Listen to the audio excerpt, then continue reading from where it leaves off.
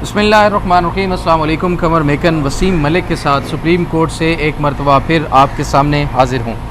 दो अहम तरीन मुद्दे इस वक्त हम डिस्कस करेंगे। एक तो अगला हफ़्ता सुप्रीम कोर्ट में कैसा होगा, बड़ा ही अहम तरीन हफ़्ता होने वाला है।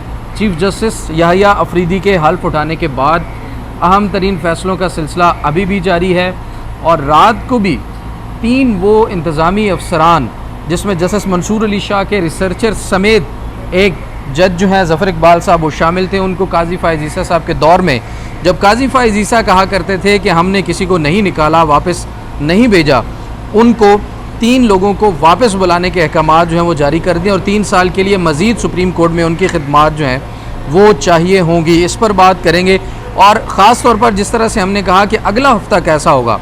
अगले हफ्ते के अंदर सुप्रीम जुडिशल काउंसिल का इजलास भी है।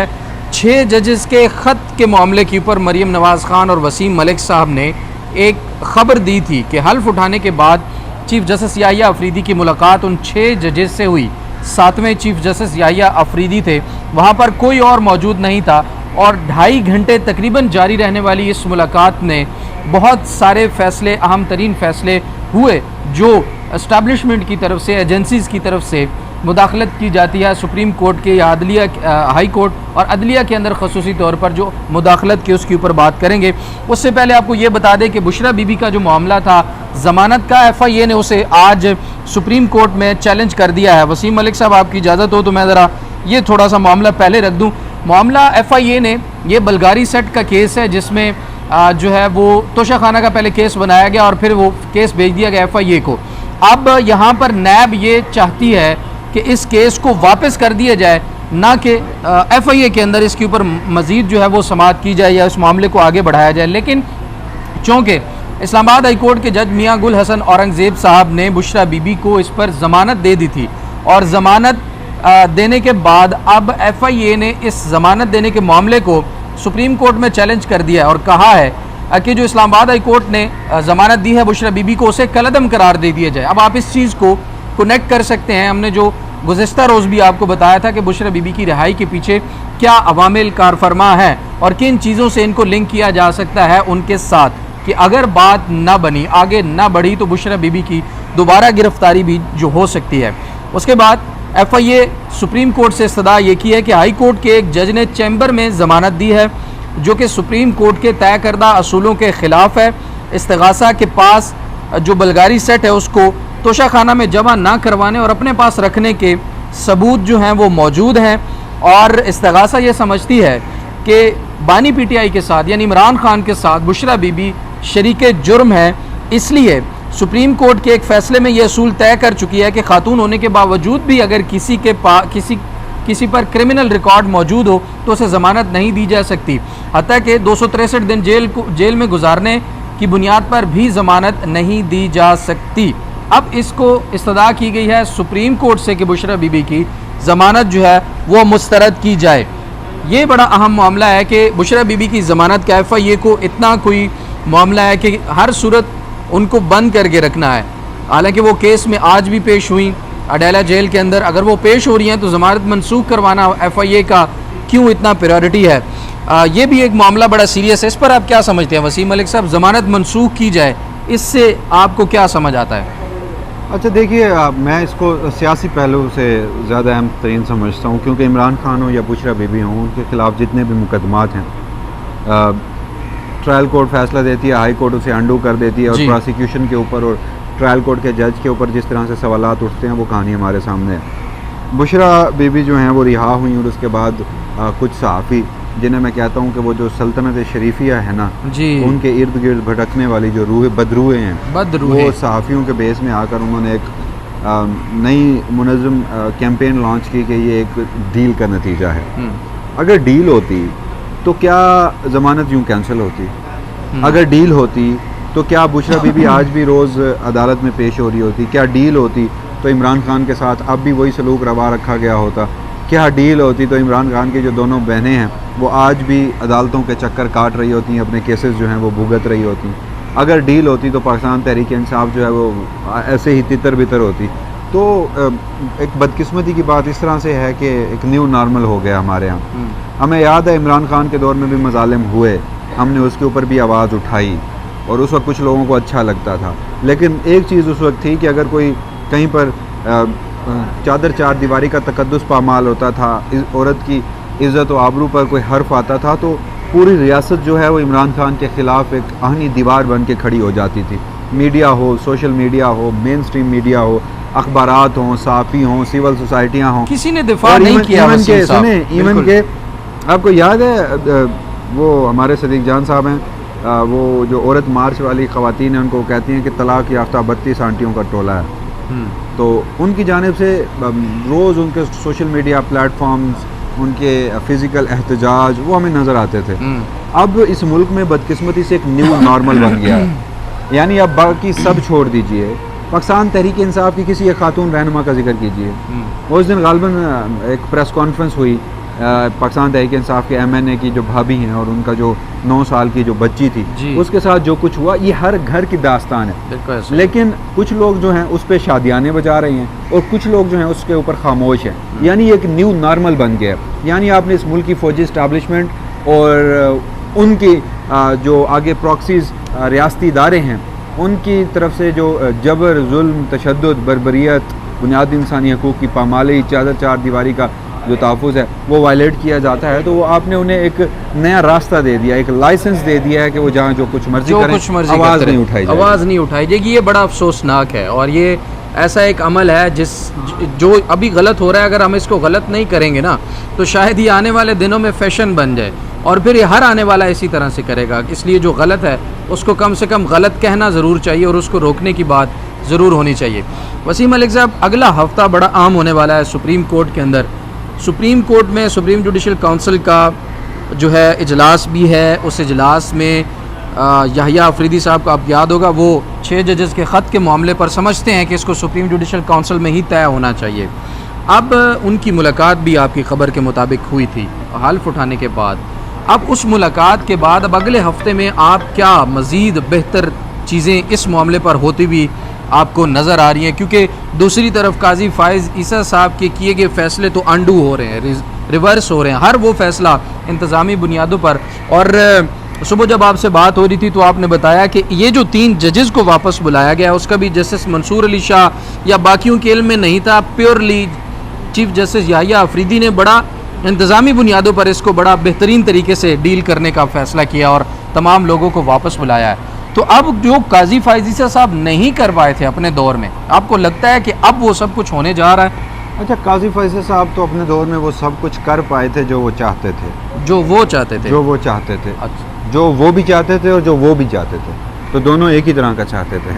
उनकी और इनकी मर्जी। उनकी और इनकी मर्जी नाम ले लेता हूँ, फिर ऑडियंस जो है वो गिला करते हैं इस मुल्क की फौजी एस्टैब्लिशमेंट और काजी फ़ाइज़। नहीं, आप ये फौजी एस्टैब्लिशमेंट पे इतना जोर क्यों देते हैं? चले थोड़ा सा असल में ना हमारे यहाँ मसला एक और है। हमारे यहाँ मसला एक और है। एस्टैब्लिशमेंट का जो एक लफ्ज़ है ना, वो सिर्फ मुसल्लह अफवाज के लिए इस्तेमाल नहीं होता। उसमें आपकी जो सिविल ब्यूरोक्रेसी है, उसमें जो आपकी सियासतदान है, उसमें आपकी जो एग्जीक्यूटिव की एलीट है, उसमें आपकी इवन के जुडिशरी है, मतलब तमाम वो फैक्टर्स, तमाम वो स्टेक होल्डर्स जो इस मुल्क को चला रहे हैं, उनको जब हम मजमूई तौर पर देखते हैं तो इस्टेब्लिशमेंट होती है। लेकिन हमारे यहाँ क्योंकि इस्टेब्लिशमेंट सिर्फ एक है, वो एक इदारे से रिलेट है, वहीं से फैसले होते हैं और वहीं से भी क्या, वहाँ से भी बैठे चंद अफसरान की जानिब से, तो फिर इस्टेब्लिशमेंट क्या नाम, मेरे लिए मैं समझता हूँ कि हमारी सहाफ़ती बददियानती होगी, हम उसे मिलिट्री इस्टेब्लिशमेंट ज़रूर कहें। तो मैं इसलिए कोशिश करता हूँ कि जो मैं ये समझता हूँ दुरुस्त है वो मैं आगे रख देता हूँ। अब आ गया आपका अगला हफ्ता। देखिए, अगला हफ्ता तो हर हवाले से अहम है।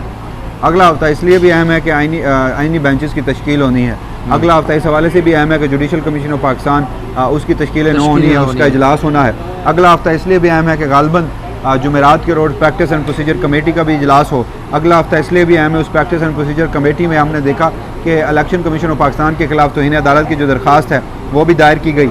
अगला हफ्ता इसलिए भी अहम है कि पाकिस्तान तहरीक इंसाफ ने जो इलेक्शन ट्रिब्यूनल्स के रिव्यू में एक दरख्वास्त जो थी वो भी दायर की थी, तो क्या वो प्रैक्टिस एंड प्रोसीजर कमेटी की जानिब से टेकअप किए जाते हैं? Supreme court of Pakistan justice Yahya Afridi, justice Mansoor Ali Shah और जस्टिस मुनीब अख्तर जो हैं वो अपने फैसले पर इम्प्लीमेंट करवाते हैं। इलेक्शन कमीशन ऑफ पाकिस्तान के खिलाफ कोई तौहीन अदालत की तलवार लटकती है, इस हवाले से भी वो एक आईनी मामला है ना, तो नहीं, तौहीन अदालत कहीं से आईनी मामला नहीं है। देखिए, तौहीन अदालत जिस केस के ऊपर है, जिस पर अभी तक अमल दरामद नहीं हुआ, वो तो आईनी मामला है ना। सुप्रीम कोर्ट ने एक जजमेंट दिया, ठीक उस है, जजमेंट का रिव्यू आप डिबेट कर सकते हैं कि वो आईनी मामला है। ठीक है, अब वो आईनी बेंच सुनेगा नहीं सुनेगा ठीक वो है। सुप्रीम कोर्ट ने तय करना। उस जजमेंट के ऊपर इम्प्लीमेंट नहीं हुआ जो आईनी मैं इदारे आपको के बता सरबराह दूं। के खिलाफ तौहीन अदालत का केस कहाँ तक चल सकता मैं है? आपको बताता हूँ। कैसे? जो कंटेम्प्ट है ना वो गालबन 3 इकसाम की होती हैं। एक है सिविल कंटेम्प्ट। ठीक है, सिविल कंटेम्प्ट है कि आप अदालतों के फैसलों को नहीं मानते। ठीक है, क्रिमिनल कंटेम्प्ट है आप अदालतों की या जजेस की तस्दीक करते हैं, तो ये सिविल कंटेम्प्ट के ज़ुमरे में आता है। और कंटेम्प्ट मेरा नहीं ख्याल कि कोई आईनी मसला है। कंटेम्प्ट वही 3 रुकनी प्रैक्टिस एंड प्रोसीजर कमेटी सुन सकती है। और कंटेम्प्ट वो चाहे रेगुलर बेंच के सामने लगा दें, चाहे 5 रुकनी बेंच के सामने लगा दें, चाहे वही 8 अक्सरियती जजेस सुन लें या चाहे वही फुल कोर्ट सुन लें। ठीक है, ये प्योरली कंटेम्प्ट का मामला मैं ऐसे आईनी मामला नहीं समझता। दूसरी बात आपने सवाल किया, अब ये एक अलग डिबेट है कि आईनी इदारों के सरबराहान के खिलाफ कंटेम्प्ट की कार्रवाई हो सकती है या नहीं। चीफ एग्जीक्यूटिव वज़ीर आज़म पाकिस्तान, वो इस मुल्क का सबसे बड़ा आईनी ओहदा है, उसके खिलाफ तो हमने माजी में देखा कि तो इन्हें अदालत की कार्रवाइयाँ हुई, उनमें घर भी जाना पड़ा और नाअहल भी हुए।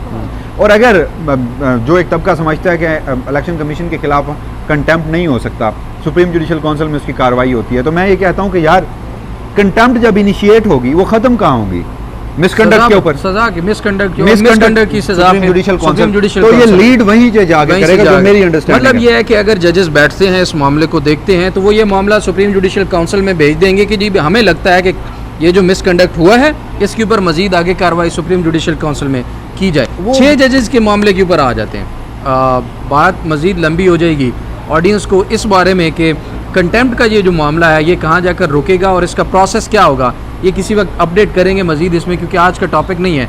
6 जजेस वाला मामला आप देखते हैं सुप्रीम जुडिशल काउंसिल में टेकअप होने जा रहा है और कुछ सीरियसली इसके ऊपर इकदाम होंगे या लोग कह रहे हैं कि भाई कुछ नहीं होना, बस ये आनियाँ जानियाँ दिखा रहे हैं लोगों को। देखिए इस वक्त 2 किस्म के इकदाम हैं, यानी जो इस्लामाबाद हाई कोर्ट के जजेस के साथ मुलाकात हुई है तो हमने कल रिपोर्ट की, इससे पहले ये रिपोर्ट नहीं हुई। चीफ जस्टिस याहिया अफरीदी के तमाम इकदाम रिपोर्ट हुए। ये हल्फ लेने के फ़ौरन बाद इन 6 जजेस को बुलाया गया था। अहमियत इसकी इसलिए है कि इस्लामाबाद हाई कोर्ट के चीफ जस्टिस और जस्टिस गुल हसन औरंगज़ेब को नहीं बुलाया गया था। इन जजेस के कंसर्न सुने गए, वहाँ पे किसी जज के रेजिग्नेशन का मामला भी आया, वहाँ पे एक जज की डिग्री का मामला भी आया, वहाँ इन जजेस के ख़िलाफ़ जो रियासती सरपरस्ती में कैंपेन है वो चलने लगी है तो उसका मामला भी ज़ेर गौर आया। वहाँ इन जजेस के ख़िलाफ़ जो झूठी शिकायत सुप्रीम जुडिशल काउंसिल में दायर की गई हैं वो मामला भी ज़ेर गौर आया। और सबसे बढ़कर मुदाखलत का मामला, उनके ख़त का मामला भी ज़ेर गौर आया। और मेरी इतलात के मुताबिक जस्टिस याहिया अफरीदी ने उन जजेस को ये इंश्योर किया है कि अब मेरी सरपरस्ती में ऐसा दोबारा नहीं होगा और उन जजेस को उम्मीद और इत्मीनान देकर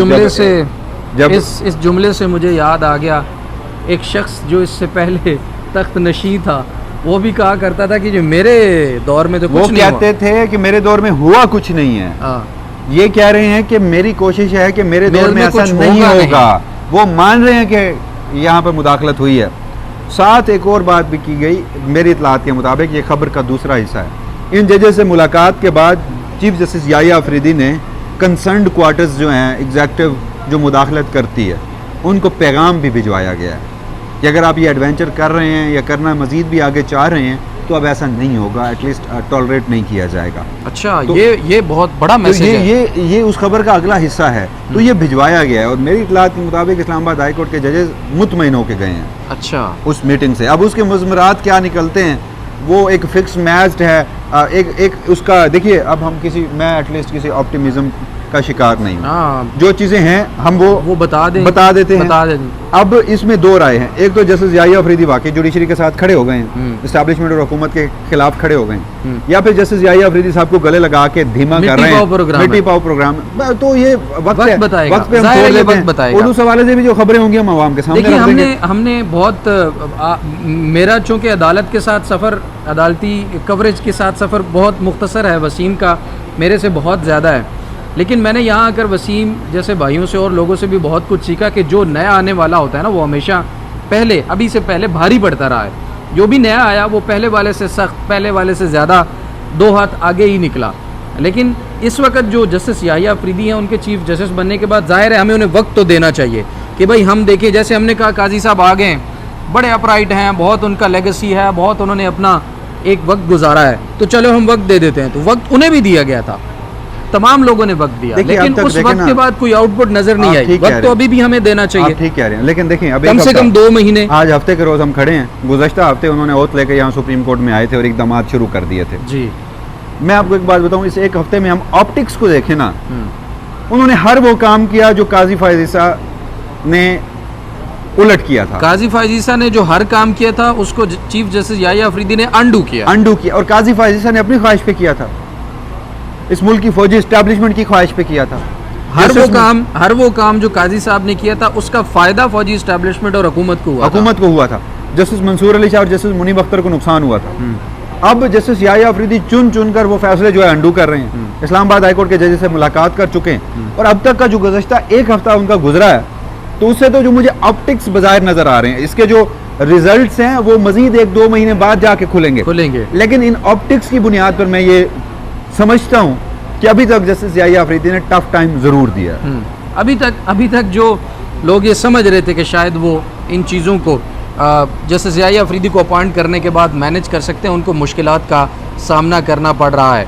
एक खबर मेरे पास भी है कि जस्टिस याहिया अफरीदी साहब ने भी कुछ ज़राए से कुछ लोगों को, सहाफ़ती आप कह लें, हलकों को ये मैसेज दिया है कुछ चीदा कि भाई आपने थोड़ा तहम्मुल का मुजाहरा करना है और कम से कम 2 महीने आप हमें देंगे और 2 महीने बाद फिर आपको जो रिजल्ट्स मिलेंगे उसके बाद फिर आपको खुद ही अंदाज़ा हो जाएगा और फिर मैं आपसे मिलूंगा और फिर बैठकर बात करेंगे। देखिए ये एक जेन्युइन चीज़ भी है, बात है। जिस तरह इस मुल्क में जो अदलिया का पार्लियामान जो है और जो एग्जेक्टिव है, जी हुकूमत की बात कर रहा हूँ, उसने अपने ही एक जुज़ जो कि इस मुल्क की फौजी इस्टेब्लिशमेंट है उसके सामने किया है सरेंडर।